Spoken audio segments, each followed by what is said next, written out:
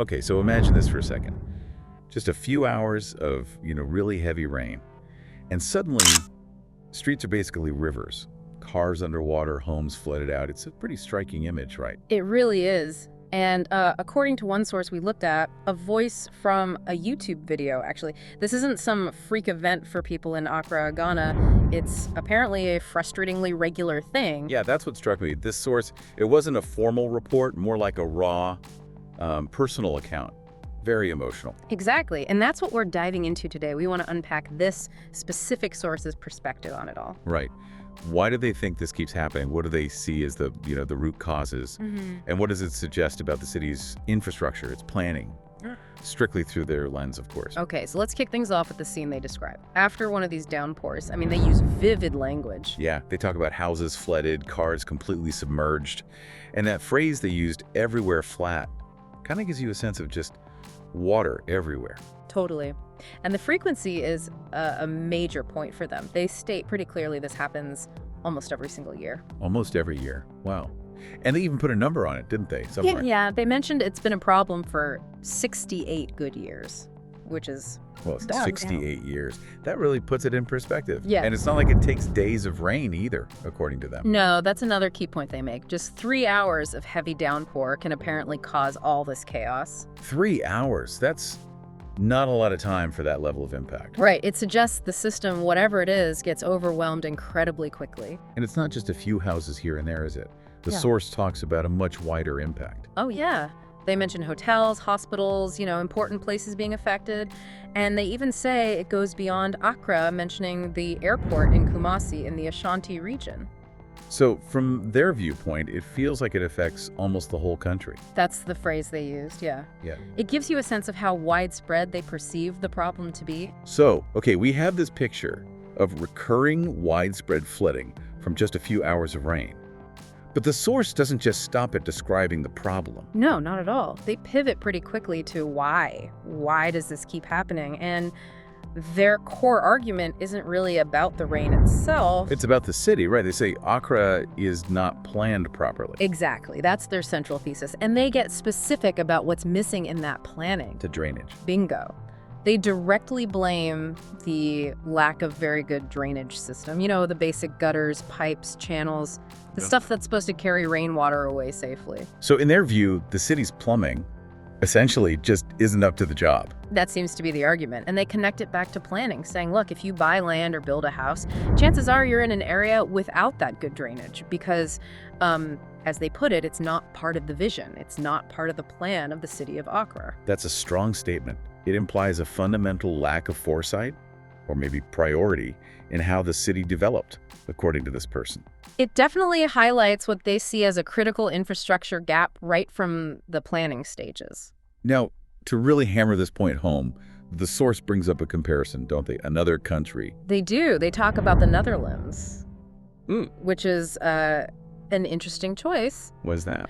Well, they point out the Netherlands is largely below sea level, and they acknowledge it's known as one of the flood-prone areas in the world. Inherently vulnerable, Okay, right. Below sea level, prone to flooding. And yet, the source says the Netherlands rarely floods. So what's the difference, according to this source? Why does one flood easily and the other, despite being geographically challenged, doesn't? Well, the source argues the Dutch have learned their lessons maybe 50 years ago or more. And the crucial part, they say, is that the Dutch never stop working on it. Never stop. What does that mean, practically? According to the source, they work every single day, every single year, every week on how to manage water, how to control it, how to direct it.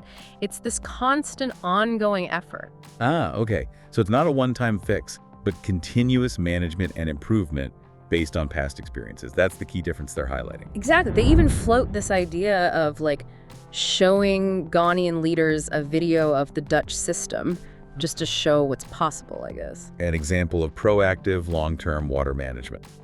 Okay, so we've got the problem, the source's view on the cause, the planning and drainage, and this comparison with the Netherlands. Right. Now the source, well, they definitely don't hold back when it comes to assigning responsibility for why things are the way they are in Accra.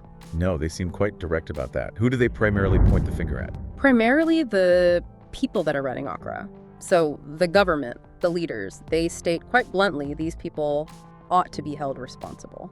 And their critique goes deeper than just responsibility, doesn't it? It sounds like they question the very nature of the leadership. Yeah, it's a pretty sharp criticism. The source literally says they believe there are no leaders in Ghana, only politicians who are just like addicted to the political shows. Meaning, more focused on appearances or power plays than actual governance. That seems to be the implication. They also suggest maybe these politicians are addicted to power and control, perhaps because they didn't have it before getting elected. It's a strong psychological angle they're suggesting there. And they feel you can just see the results of this alleged lack of leadership. Apparently so.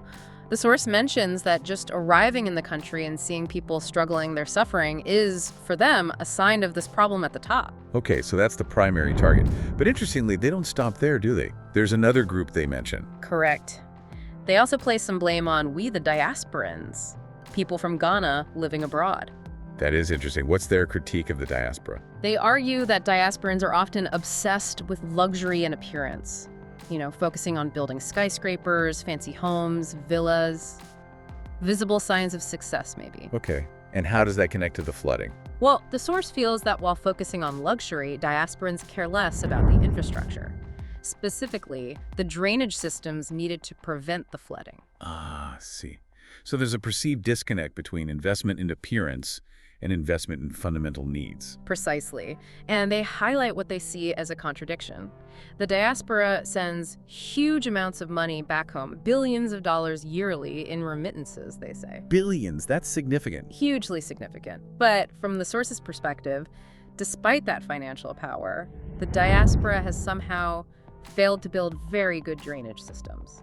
So it loops back to this deep sense of frustration we heard at the start, this feeling of, why isn't this being fixed? Exactly.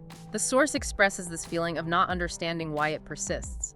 They even mention leaders sometimes asking, where are you? Maybe directed at the diaspora, implying a lack of contribution or engagement, while this basic problem just continues. It's a real sense of sadness and frustration coming through. Okay, so stepping back from this specific, quite powerful account, how does this connect to the bigger picture for you, the listener? What are the broader themes here? Well, this one person's perspective really touches on some fundamental, universal issues, doesn't it? Absolutely. Things like, the vital importance of good urban planning and infrastructure development, the stuff you don't always see, but that makes cities work. Right. And the role of governance, accountability, the challenges that come with really rapid urban growth, which many cities face. And just the need for resilience, building systems that can actually withstand environmental shocks like, heavy rain. So for you listening, maybe you're interested in urban studies or international development, or maybe you're even thinking about traveling to, living in, or investing in a place like Accra. Yeah, if that's you, this source is basically arguing that these underlying issues, the planning, the infrastructure, are absolutely critical things to understand. It's about looking beyond, say, the shiny new building. Exactly. It's about getting a more grounded perspective on the day-to-day realities, the challenges people face, understanding the essential systems, or lack thereof, that really impact life quality and safety. And this deep dive, really grounding ourselves in this one person's quite raw, frustrated experience, it gives you an insight, that kind of on-the-ground viewpoint you might not get from, the official statements or the headlines. Definitely. So just to quickly recap the main points from the source's perspective, you've got this annual damaging flooding in Accra. They pin the blame squarely on poor planning and specifically a lack of adequate drainage. Right, and they contrast this sharply with somewhere like the Netherlands, which they see as constantly working on water management. And then there's the blame aspect. They're critical of the leadership, seeing them as perhaps ineffective politicians rather than leaders, and also critical of diasporans for, in their view, prioritizing luxury over essential infrastructure like drainage. So it leaves us with a pretty provocative thought, doesn't it? Yeah. Stemming directly from this source's viewpoint, of course. Yeah. How much does all the visible development really matter? The skyscrapers, the fancy houses, if the basic unseen foundations like drainage can't even handle a few hours of rain. What's the actual cost, not just in money, but in people's lives, their frustration, year after year, when appearance seems to take priority over that fundamental resilience? Something to think about.